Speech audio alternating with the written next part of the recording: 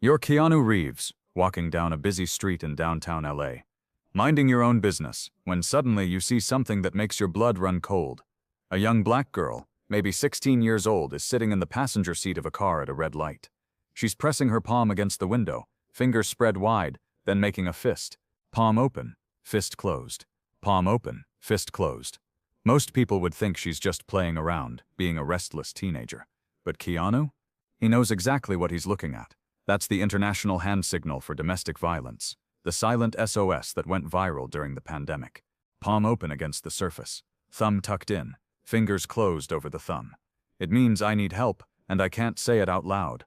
The light turns green, the car starts moving, and in that split second, Keanu Reeves has to make a choice that could change everything. What happens next will blow your mind. So there's Keanu, standing on the corner of Sunset and Vine, and this girl is literally disappearing into traffic. The car's a beat-up Honda Civic, license plate, he's squinting, trying to memorize it. 7G something. The numbers are too blurry from this distance. But here's the thing about Keanu Reeves that most people don't know. The man doesn't panic. Years of action movies taught him to think fast under pressure. But this is real life. This is someone's daughter, someone's sister, potentially in serious danger. He pulls out his phone and does something most celebrities would never do. He calls 911 himself, not his assistant. Not his security team. Him. 911, what's your emergency? Hi, I just witnessed what I believe was a distress signal from a young woman in a vehicle. She was using the hand signal for domestic violence, but the operator is skeptical, and why wouldn't she be? People call in false alarms all the time. Celebrity or not, she needs details. Sir, can you describe the vehicle? Blue Honda Civic. Appeared to be mid-2000s model, heading east on Sunset Boulevard. The girl was African American, approximately 16 years old, wearing a red hoodie. And you're certain about this hand signal? Keanu pauses. Is he certain? What if he's wrong? What if he's about to turn some innocent family's day into a nightmare? What if the girl was just stretching her hand? But then he remembers something his sister Kim told him years ago, back when she was going through her own struggles. Keanu, she'd said, sometimes people can't ask for help with words. Sometimes they can only hope someone else will see. Yes, he tells the operator, I'm certain. Now here's where it gets crazy. The operator tells him they'll look into it, thanks him for calling, standard procedure. Most people would hang up and go about their day, feeling like they did their civic duty. Not Keanu. He starts walking in the direction the car went. Not running, that would draw attention, but walking with purpose. He's texting someone as he goes.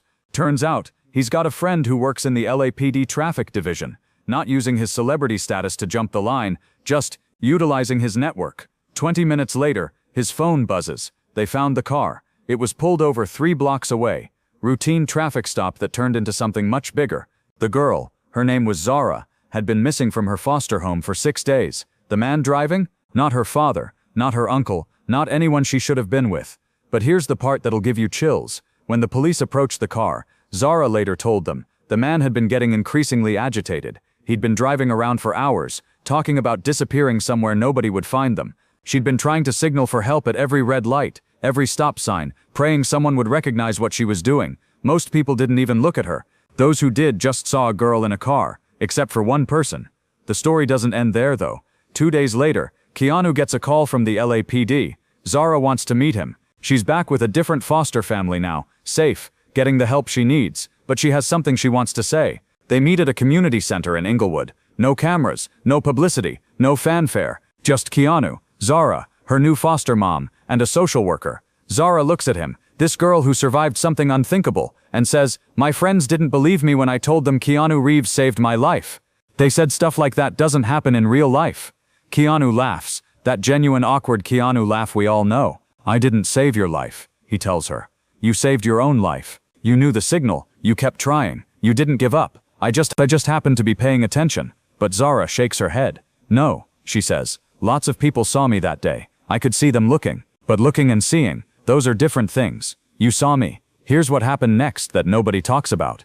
Keanu didn't just walk away after that meeting. He started learning more about the foster system, about runaway teens, about the signs of trafficking and abuse. Not to become some kind of vigilante hero, that's movie stuff, but to become someone who sees. He partnered with local organizations, started funding programs that teach the hand signal to teenagers, that train adults to recognize it. No press releases, no photo ops, just quiet, consistent support. And Zara, she kept in touch. Sent him her high school graduation photo 2 years later, then her college acceptance letter. Now she's studying social work, planning to help kids the way she wished someone had helped her earlier. But the most incredible part of this whole story? 3 months after that day on Sunset Boulevard, Keanu was at a coffee shop in Silver Lake when he saw it again. Different girl, different situation, same signal. This time, he wasn't the only one who noticed. The barista saw it too, and the woman in line behind them, and the teenager at the corner table. Because sometimes, when one person chooses to pay attention, to really see what's happening around them, it creates ripples.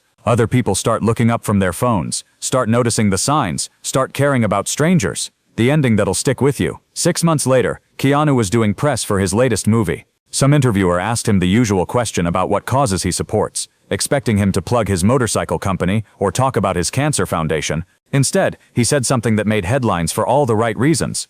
I think the most revolutionary thing any of us can do is pay attention. Not to our phones, not to our problems, not to our own reflection in store windows, but to each other. To the person next to us on the bus, the kid walking alone down the street, the girl in the car at the red light. Because here's the thing about SOS signals, they only work if someone's listening. The interviewer pressed him for details, but Keanu just smiled, that Keanu smile, and changed the subject.